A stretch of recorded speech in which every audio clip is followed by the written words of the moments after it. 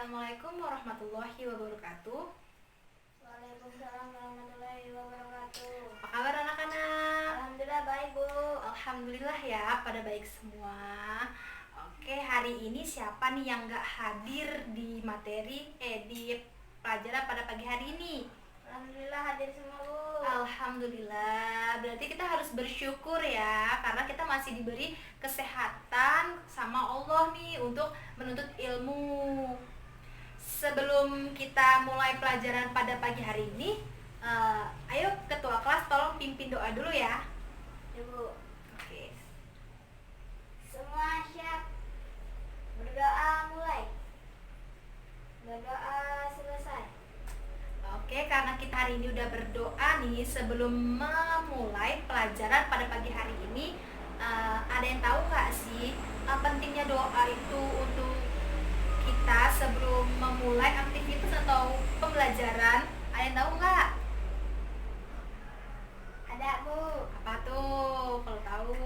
Supaya ilmu yang diberikan oleh guru masuk ke dalam otak kita. Ya benar, itu salah satu kayak manfaatnya ya. Sebelum kita memulai aktivitas atau pembelajaran, kita tuh harus selalu berdoa, meminta pertolongan kepada Allah atau meminta kita untuk bisa memulai pelajaran pada pagi hari ini. Oke, karena hari ini kita akan belajar materi tentang energi panas. Nah, Ibu mau tanya nih, ada yang tahu nggak energi panas itu tuh apa sih sebenarnya? Energi panas adalah segala sesuatu yang dapat menghasilkan panas. Ya benar, segala sesuatu yang menghantarkan atau menghasilkan panas. Lalu kalau sumber energi panas, ada yang tahu nggak? Nggak tahu, Bu.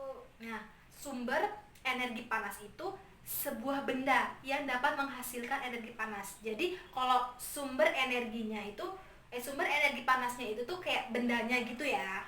Lalu di sini ada macam-macam sumber energi panas nih. Ada yang tahu nggak macam-macam sumber energi panas tuh ada apa aja sih? Ada sumber energi panas matahari. Lalu ada lagi? Sumber energi panas api. Terus Gerakan antar benda. Ya. Gesekan. Nah, itu macam-macam energi panas karena energi panas itu masih banyak ya. Yang dimana ada sumber energi panas matahari, yang dimana sumber energi panas matahari itu langsung berasal dari radiasi matahari yang dihasilkan oleh percikan api yang berasal dari atom matahari.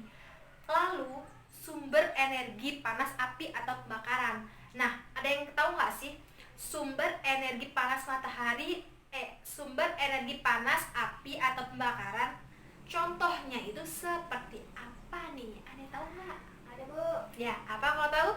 Seperti kita menghidupkan lilin. Menghidupkan lilin, Kompor, kompor, korek api. ya. Menjalankan mesin. Ada lagi? Membangkitkan tenaga listrik. Lalu Memusnahkan sampah. ada lagi? Ada, Bu. Mengubah makanan dan lain-lain. Ya, sumber energi panas matahari itu contohnya itu ada banyak ya, karena itu berasal dari api atau pembakaran. Lalu di sini ada gesekan antar benda nih. Di sini Ibu mempunyai contoh kedua tangan kita nih. Ketika kedua tangan kita jadikan satu, lalu kita gesek-gesekkan, maka tangan kita akan dapat menghasilkan panas. Lalu ada lagi nggak contoh dari gesekan antar benda nih selain kedua tangan kita? Ada lagi nggak sih contohnya seperti apa? Nggak tahu, Bu. Padahal masih banyak ya. Nanti anak-anak pelajari lagi ya materinya ya. Ya, Bu. Oke, lalu di sini ada perpindahan panas atau perpindahan kalor nih. Di sini ada 3 jenis perpindahan kalor atau perpindahan panas. Yang pertama ada Konduksi. ya, ada konduksi. Yang kedua ada Konveksi. konveksi, dan yang ketiga ada Radiasi, Bu. ya, benar, ada radiasi. Yang dimana konduksi di sini itu ada 2 jenis nih. Yang pertama ada yang tahu nggak? Konduktor dan isolator. Oh iya, yang pertama ada konduktor dan yang kedua ada isolator, yang dimana Konduktor itu benda yang dapat menghantarkan panas. Lalu kalau yang isolator, ada yang tahu? Tidak dapat menghantarkan panas. Ya, benar. Isolator itu yang tidak dapat menghantarkan panas. Contohnya seperti kayu, atau ada yang tahu selain kayu apa sih contoh dari isolator? Kayu. Hmm, Plastik. Plastik, lalu ada lagi Karet. karet, terus Meja. ya meja itu terbuat dari kayu ya, dan masih banyak lagi contoh dari isolator.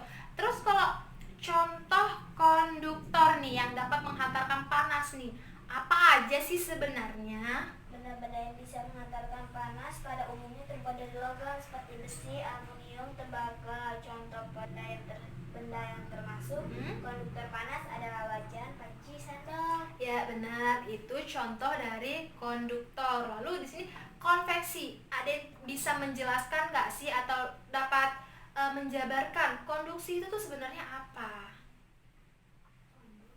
Ya, konduksi. Konduksi adalah perpindahan panas melalui zat perantara. Udah, itu ya. Ya benar, yang dimana konduksi itu terjadi apabila panas berpindah melalui zat perantara, sedangkan zat perantara tersebut tidak dapat diikuti atau tidak dapat berpindah nih.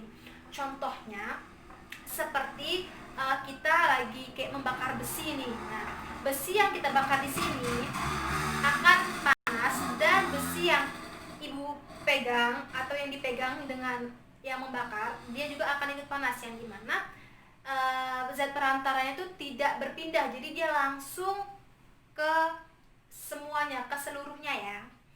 Oke, selanjutnya ada konveksi nih. Konveksi kan terjadi apabila panas berpindah melalui zat perantara dengan diikuti perpindahan zat perantara tersebut. Lalu ada contohnya kan? Lalu contohnya seperti apa nih? Ada yang tahu? Nah, Contohnya seperti apa?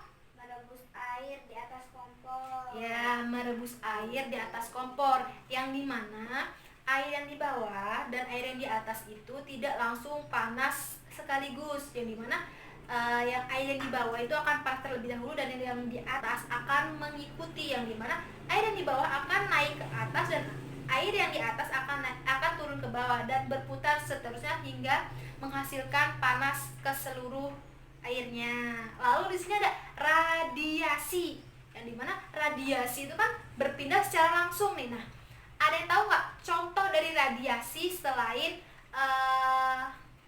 apa ya contohnya? Ada yang tahu nggak nih contohnya seperti apa nih? Ada Bu. Ya, contohnya seperti apa?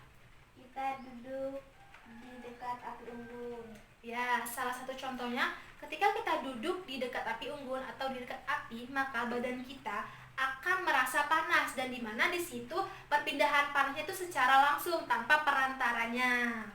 Nah, betul. Di sini Oke, di sini ada juga manfaat dari energi panas matahari nih. Ada yang tahu manfaat energi panas matahari dalam kehidupan sehari-hari itu apa aja sih? Karena di sini kan manfaatnya ada banyak nih. Ada yang bisa menyebutkan? Ada Bu. Ya, oke. Pengeringan ikan asin. Pengeringan ikan asin. Lalu, Pembakaran dapur. oke, selanjutnya ada lagi? Memasak dan memanaskan air. Terus, Mengeringkan pakaian, mengeringkan kayu bakar, Oke. dan menghangatkan ruangan. ya itu contoh-contoh dari manfaat energi panas ya, yang dimana sebenarnya manfaat energi panas itu banyak sekali dalam kehidupan sehari-hari, dan saking terlalu banyaknya, maka kita itu agak susah ya menyebutkan semuanya atau fokus ke 1, 2, 3 dan selanjutnya. Nah, di sini ibu akan membagi kelompok untuk kalian ya, yang dimana satu kelompoknya itu ada 4 orang sampai 5 orang nih. Nah, di sini ibu akan membagi kelompok untuk melakukan eksperimen atau percobaan, yang dimana percobaan tersebut nih harus kalian ingat ya, di mana percobaan atau eksperimen hari ini itu harus dalam pengawasan orang dewasa atau kayak orang tua, guru atau kakak yang udah mencukupi umur yang bisa mengawasi kalian semua. Yang dimana eksperimen kelompok, satu kelompoknya itu 4 sampai 5 orang nih. Nah, di sini juga Ibu ada lembar kerjanya nih atau petunjuk untuk melakukan eksperimen. Ibu akan bagikan ya. Oke. Baiklah, di sini kita akan melakukan eksperimen atau percobaan, yaitu percobaan konduksi yang pertama, yang dimana ada alat dan bahan. Di sini ada sendok, lilin, kepingan lilin, piring kecil, dan korek api. Baiklah, langkah kerjanya yaitu nyalakan lilin di atas piring kecil.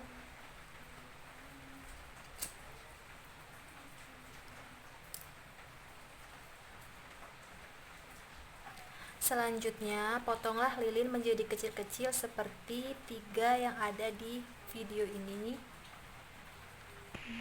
Kemudian, lekatkan ke sendok dengan melelehkan salah satu sisi lilin.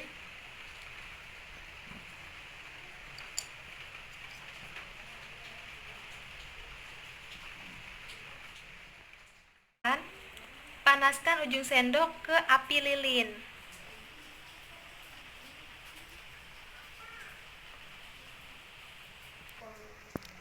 Selanjutnya yang kedua yaitu alat dan bahannya tetap sama, yang dimana kita akan melakukan eksperimen atau percobaan yaitu konveksi, yang dimana cara kerjanya yang pertama, siapkan alat dan bahan, nyalakan lilin di atas piring kecil, kemudian siapkan lempengan lilin, yang dimana di sini sudah ada lilin, lempengan lilin, dan sendok ya. Kemudian potong kepingan lilin menjadi kecil, sudah ada di sini. Lalu rekatkan ke sendok dengan melelehkan salah satu sisi lilin.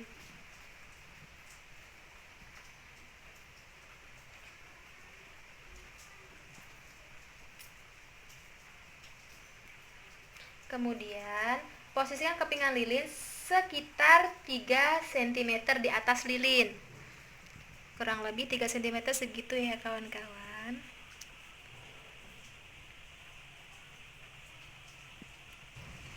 Selanjutnya yaitu ada eksperimen atau percobaan radiasi, yang dimana alat dan bahannya tetap sama saja, yaitu ada lilin, kepingan lilin, sendok, piring kecil, dan korek api, yang dimana langkah kerjanya siapkan alat dan bahannya yaitu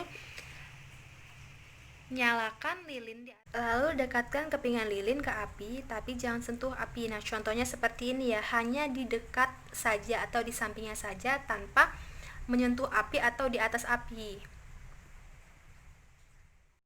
Oke, karena materi pelajaran pada pagi hari ini sudah selesai, ada yang ingin ditanyakan? Enggak, Bu. Ya, karena kalian udah paham semua ya. Ya.